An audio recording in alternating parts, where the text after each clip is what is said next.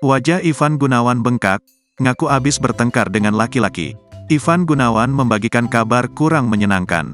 Melalui akun Instagramnya, pria yang akrab disapa Igun ini tiba-tiba saja mengunggah foto selfie dengan mata membengkak. Dalam unggahannya, Igun tampak memperlihatkan bagian tubuhnya yang dipenuhi tato. Bukan hanya bengkak, mata Igun juga terlihat berair dan lebam.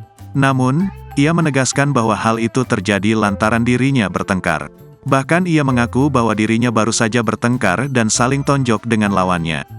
"Anak laki emang musti berantem tonjok-tonjokan," tulis Ivan singkat. Ia seakan masih diliputi emosi dan amarah. Melihat unggahan tersebut, para sahabat dari Igun lantas ramai memberikan komentar. Bahkan tak sedikit yang khawatir dengan kondisi pria 41 tahun itu. "Lah kenapa lagi?" tanya Bunda Korla. "Turut prihatin ya bro," timpal Indra Bekti. Hingga kini, Igun belum mengonfirmasi apapun soal mata lebamnya itu. Meski ada banyak yang cukup prihatin dengan kondisi Igun, sebagian netizen justru tampak tak percaya jika bintang film Coblos Cinta itu benar-benar bertengkar. Mereka justru menduga bahwa lebam yang dialami Igun merupakan efek dari jarum suntik operasi.